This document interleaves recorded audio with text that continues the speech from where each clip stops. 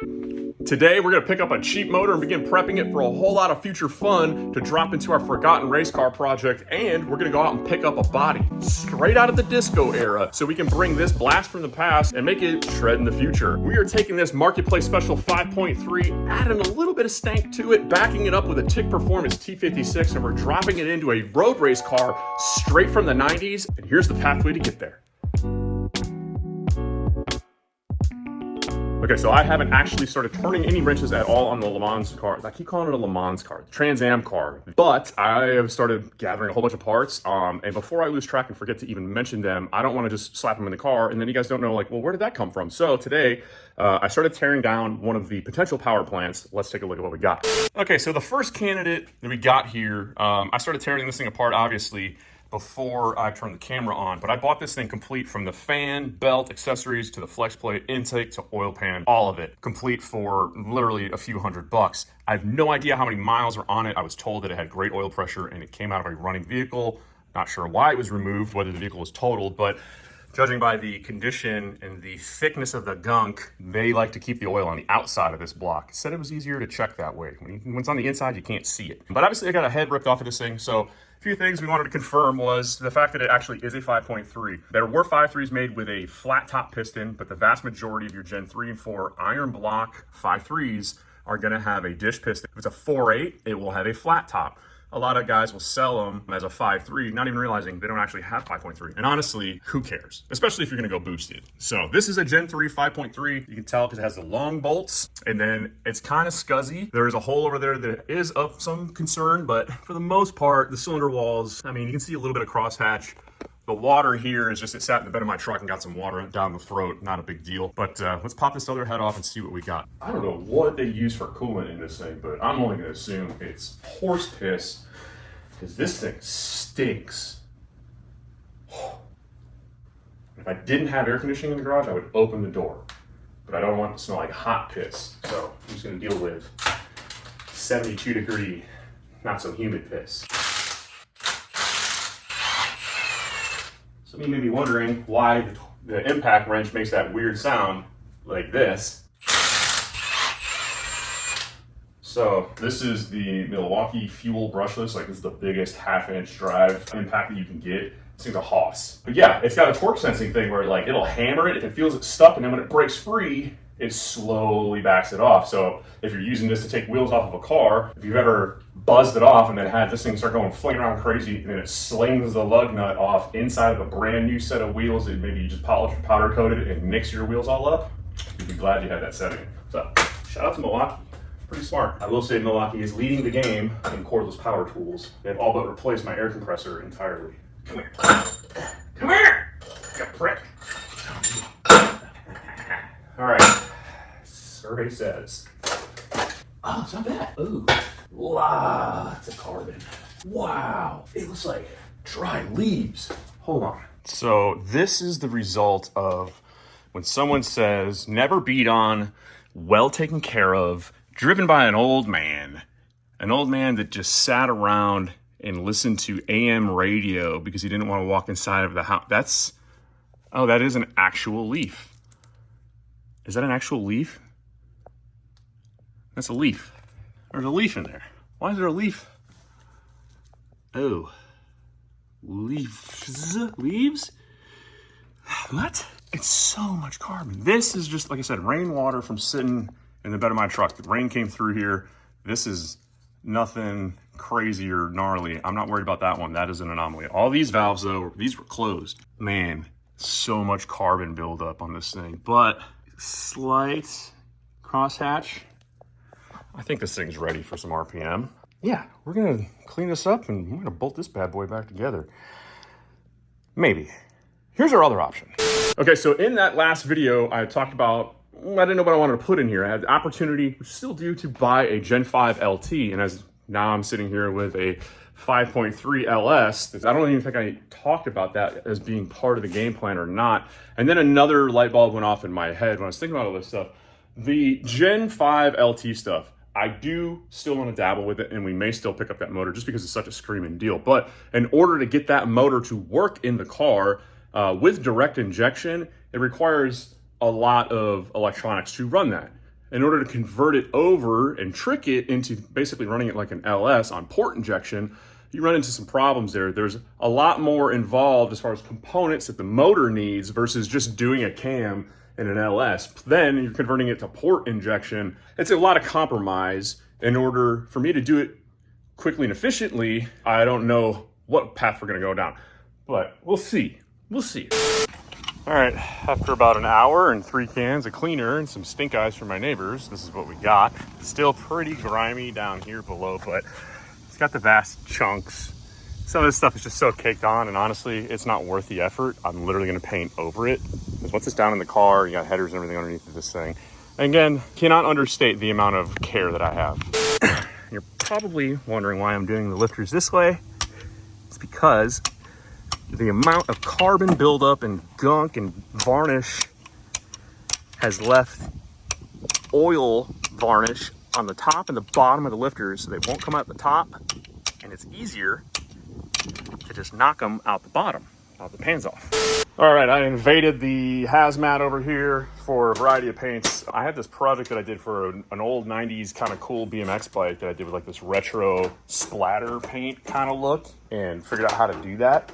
And this is leftover from it. Also have some primer as well as some white. So we're gonna cover, rusty is synonymous in my book for dirty and oily. So I figure a few cans of high build primer before we lay the white on will make this thing look factory new. And with the splatter paint, because this is from the 90s, that's the home, the era of splatter paint. Hey, Oobleck. Yeah? What are you doing? Why don't you go sit in the shade? You got what? Oobleck. And what's Oobleck, Maya? What kind of a fluid is that? A solid liquid. It's a solid and a liquid. Demonstrate for the people. So how to make it a liquid and a solid at the same time is if you put it into a ball, let it sit, it's a liquid, and then while you do this, it's still liquid, but it's also a solid for your fingers. It's pretty cool, huh? Summer break. Notice she's not on YouTube. She'll be on YouTube later, though. All right, let's hose it. I know what you're thinking. Rye, you're getting that shit everywhere. And I know I am.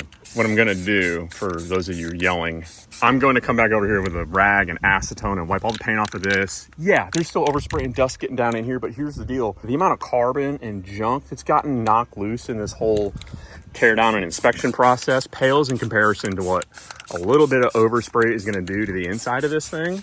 I'm not terribly concerned with it. We're gonna put the cheapest oil we can find in here initially, and we're gonna run it, and then we're gonna change the oil filter almost immediately. And we're gonna get some temperature in it, and we're gonna change the oil filter again, and we're gonna run it, and then we're gonna change the oil. It's almost like as if we're breaking in a new motor. Could I control the debris of this process a whole lot better? Absolutely. The paint overspray is not gonna be what killed this motor. It's gonna be that foot right there. All right. So, this is continuing. I know, this video is all over the place. It's crazy, right? Oh, Jesus, so loud. So, we're here, Kinston, North Carolina, former location of a little place called Jackson Auto Sales. And you know it's a quality establishment when you see that on the window. And now it is the home of a few buddy, and they are into building some racing cars. And I put a post on Facebook, and I said, I'm looking for a 2nd gen or 3rd gen F-body of some sorts, something that has a title, and something that I can cut all to pieces. My friend Todd Jackson said, I got a F-body. If you're interested, you can go take a look at it. I came up here and took a look at it, and it was so nice, I barely looked at it. And out of just politeness, I hit up Mr. Jackson. I said, hey, what are you asking for it? Thinking I'm gonna get an astronomical number, and he hit me with a number that I was blown away by, and I said, yes, I'll take it, and here it is, our new car.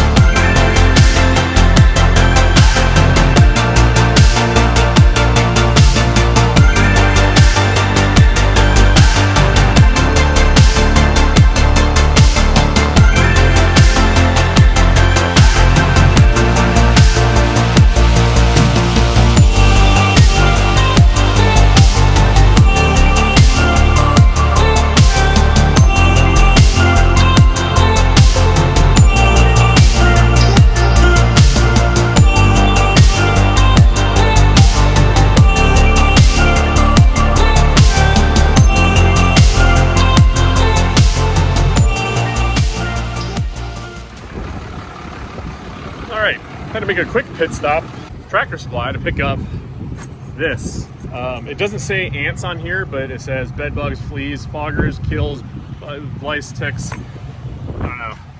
The cashier didn't want to get anywhere near me when I set that on the counter. But it's not for me. It's for the car. Because this thing, dude, you gotta look at it real quick. It's crawling with ants. We have about 15, 20 more minutes to go down the road, so I'm gonna set one of these off in here, really seal in the juices, and hopefully it handles that, or at least sets, I don't know. All right, 16 by 16. This is a little bigger than that. I think you just click it and throw it like a grenade, right? Oh, yep.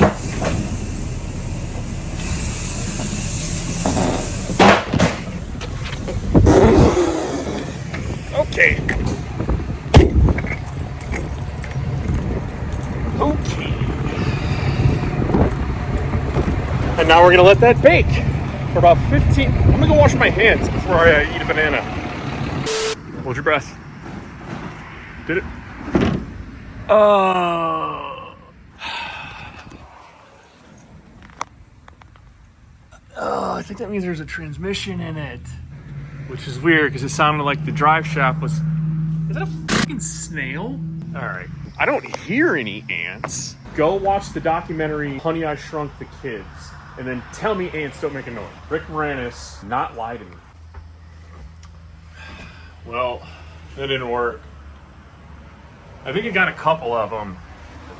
I don't know. Those guys, they definitely seem a little disoriented, so they're not going to know that they're 20 miles from home, which for an ant, that's a long way. At least 3 days to get home. Let's go find Robert in the tractor.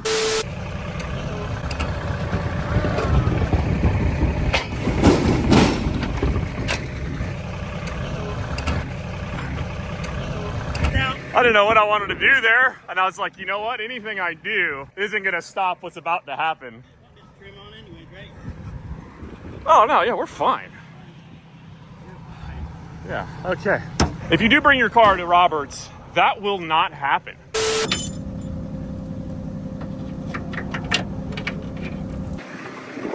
If you hear me yell bees, you better run too, because I don't know if that tractor can outrun a bee. Oh, God. Oh, this is gross. Everything is so gross. I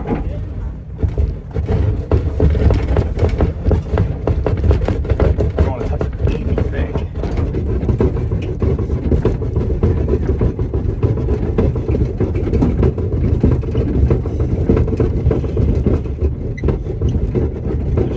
Okay, here.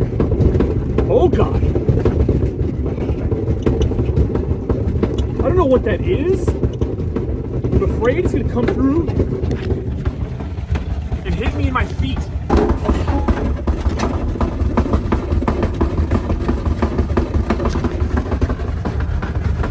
Oh, this is sketchy. It is so hot here. Oh, You see, dude. You see that, right? Yeah, this vehicle's not for sale. It's Yeah, a dealer reassignment. yeah. So get out of here, scumbag. Scumbag dealers. All right, we finally got it in here. Mark's drooling. He's mad that we're gonna cut this up. It's a decent car. I know, that's why we're starting with it. I got excited. Check out my wiener. There's a stereo in here. And I realized, you know, kind of like old Derek Fieri, a guy likes to start in the garage. I can't do the accent. A guy likes to start in the trunk. And that's, we don't have keys. I'm gonna let Mark do the honors, because...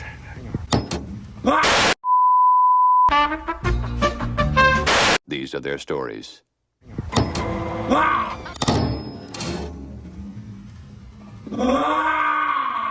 Oh, The gas thing. yeah, that's what I was trying to get rid of. Oh, that's gonna open. What do you think? Can you give us some help, Norman? Norman. No? Oh! Ooh! All right, Mark. Today only for you, Is this a Momo $45. Look, silver everything. We got. Is that aluminum intake manifold? That is. Yeah, it is. For a Pontiac. Easy on the merchandise, Sorry, dog. I don't want to scratch your holes. I need, hold on. That might be installed though. Be careful. I need the faceplate. I don't need the rest of it. So you can have that. Is this half off now? And I just need to hold on to I feel like this. this is green. Hey! You want this? I dropped that radio. I want that. So the windshield is already cracked, so we really don't care about that. That can come out.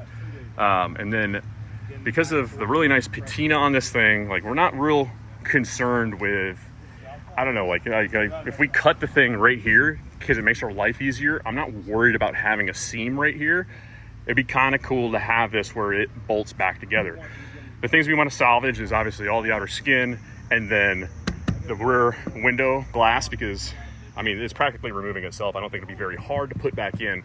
But the plan, I think, will be cut it here, roof comes off, and now we are left with the rear quarter section, and we can focus on putting the puzzle pieces back together as we go. The other thing we're talking about doing is cut this all the way up here and all the way across, and either make it kind of like a target top, or it is a Firebird, and I feel like it would be really lame if it wasn't a T-top. I think with some Trans Am front skirts, fenders, flares on the back. I can't wait. Okay, so we are back home. We have a game plan. And as you can see, if you anticipate that the two bars coming down here for the windshield frame, that is where a third gen Camaro windshield frame would roughly land. And you can kind of see where the windshield that was in here is kind of laid out, kind of wraps around a little bit. Second gen should be pretty close, which means pretty much anything outside of, well, that point right there is beyond what the factory bodywork is going to allow. So you can see all of this sheet metal, that stuff right there is a bulkhead. It's a rear bulkhead required by the rules to basically segregate the driver from fire and, you know, the oil tanks back there, fuel tanks back there, et cetera, et cetera. So you can see how much of this has to go. Thankfully, Rick, when he was restoring this car, put all this stuff in with 10 30-seconds stainless Allen head bolts, which is what the whole car is filled in with panels. But I'm gonna start removing panels that need to come out of the way. Some of them still need some rivets installed. I've been procrastinating on doing this, but the time is now. Here we go.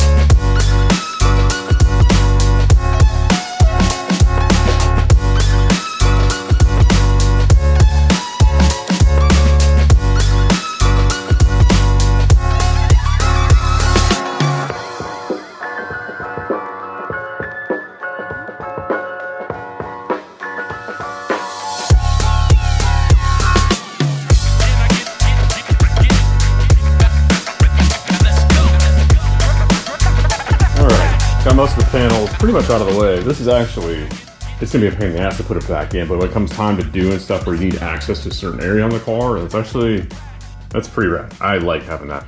So all of it is held in with just these button head stainless. But as you can see, this is how much room we got. So now, I'm gonna go steal my kid's skateboard and slide a T56 underneath here. I'm gonna see how much room we have for activities. And then in the back here, maybe, tomorrow maybe we'll pull and figure out what's going on inside of the fuel cell. I don't know if this thing is full of foam. I think it's a bladder. Can you see in there? What do you see? Anything? Nothing? Well, it's because you didn't bring your light. Oh, that smells like old gas, big time. So, all right, yeah, let's continue and let's move some stuff, organize some stuff, and throw T56 in here, see what we got. If you ever wondered what it's like to, you know, live and work in like a seafood boil, well then move to the south, come find out. Anyway, I'm here in Jacksonville, North Carolina at J&E Auto Salvage. over 1,200 cars on property for you to pick apart. I'm over here in the premium section because, oh, baby. I almost wish I could just trade the cars.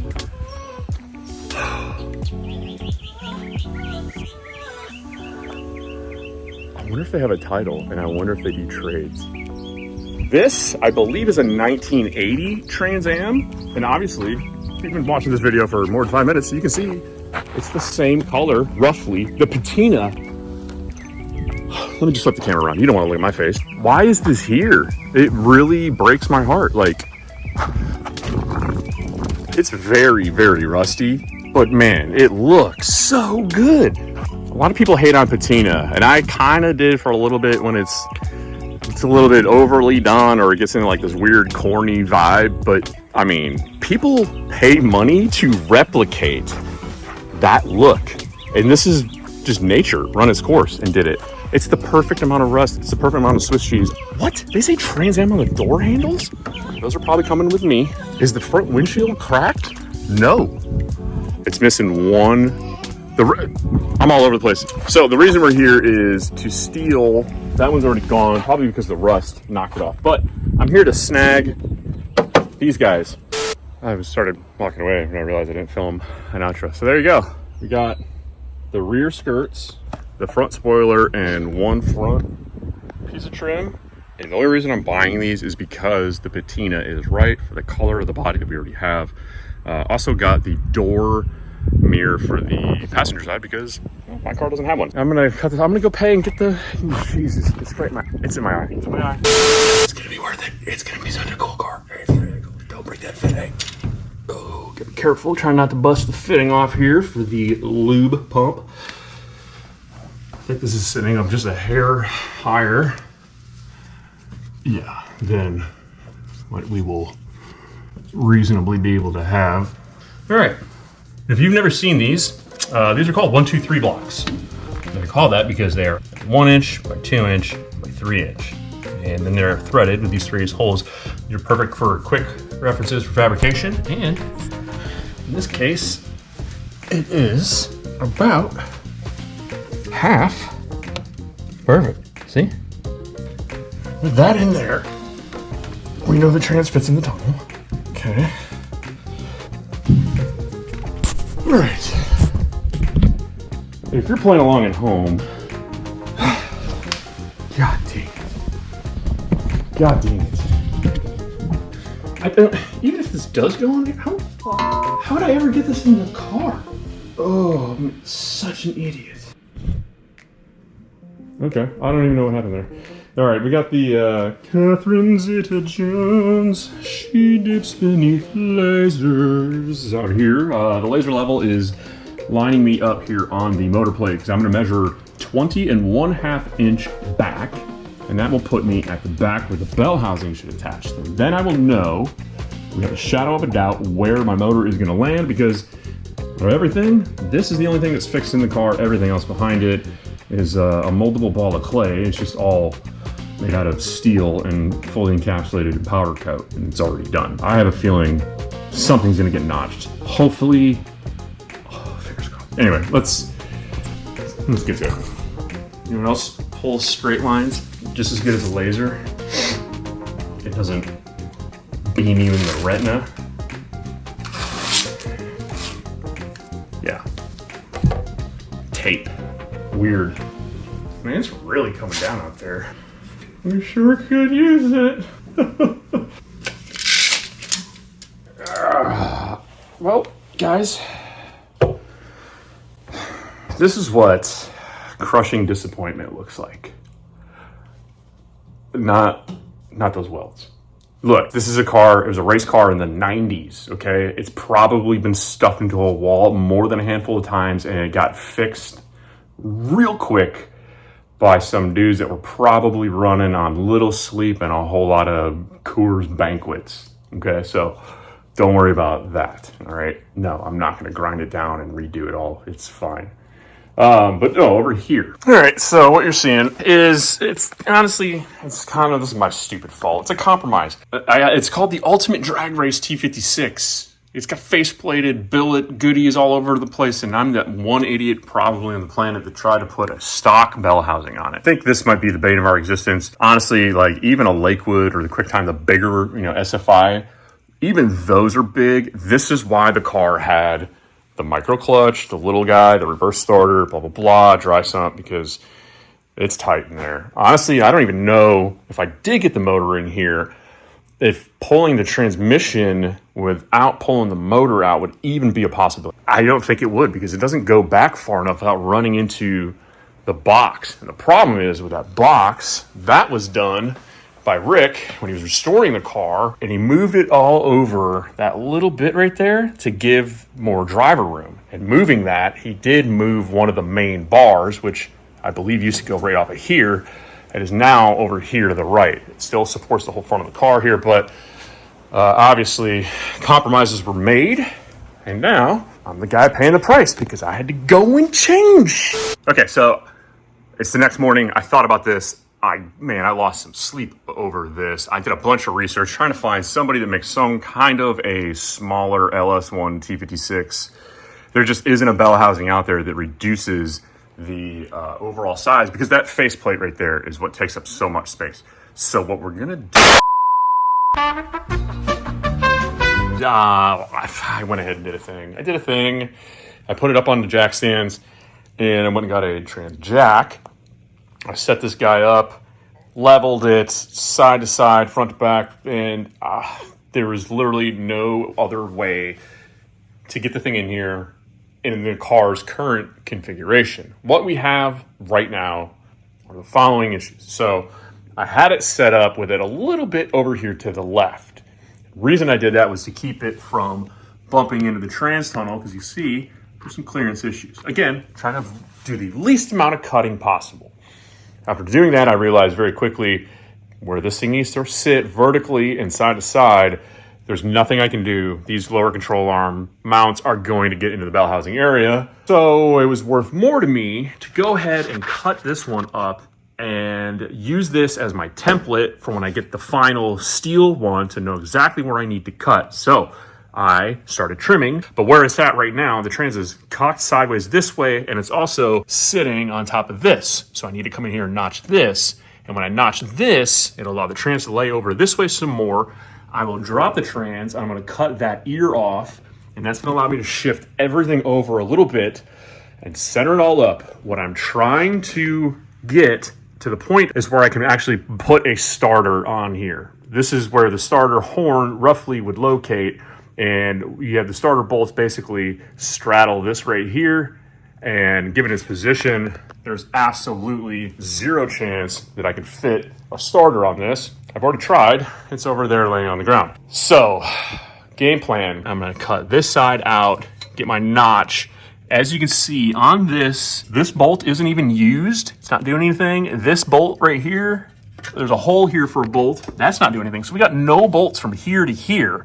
So how much is this really doing structurally? Also, there's no ribbing. So all my cuts are gonna be below this right here. So I'm just gonna make a hole right here for this to slide down into. These little bottom guys will stay here just to keep the shape of the whole bell housing. That's the plan. Sorry, got a hair in my mouth. I wonder where that came from. As you can see, we're still playing with lasers, tapes, and strings, arts and crafts time. Lots more cutting, and I think we finally have a game plan. Let's break it down. I'll show you. So I reset the laser because what I realized is what I thought was the center initially. I was going off of this, kind of throwing it up through the middle, eyeballing it just a little bit because this car is not symmetrical. I was kind of going off of the main bar here, but when you start to look at it, this bar here is not symmetrical side to side. That bar over there is not the same as this one. I believe that is to give a little bit more room for the driver to see or escape, whatever. It could just be, hey, that's just the way they made it. Who knows? Again, car built in the 80s and 90s. If you saw some of the welds underneath here, you would really understand why some of the stuff is, you're just like, yep, that's just the way it is. But what I did is I reset this to be on center with the pinion on the rear axle here. And I don't think that pinion is centered in the rear end. I don't know enough about Franklin, and I'm not going to get underneath there to measure it, because what I do know is the rear tires are centered side to side. And for aesthetics and chassis wise, I believe that's what's more important. Again, this car could have been wrecked, tweaked beyond who knows. I don't think it's square. I'm not going to assume anything's square. I'm just going to put everything in where it fits in the best, and then we'll get it set up, approximately. But the biggest issue here was we need to figure out what kind of clutch we can run. And looking at this now, I believe we can get away with running a pretty substantial clutch. I was talking to Steve Addison, shout out to Monster Clutch Co. Huge supporters of here at the channel when we do the podcast, all of the above. If there's a clutch in need, you call Steve. That's their quote. They're saying their motto or something like that. If it's not, it should be, hire me for your marketing guy.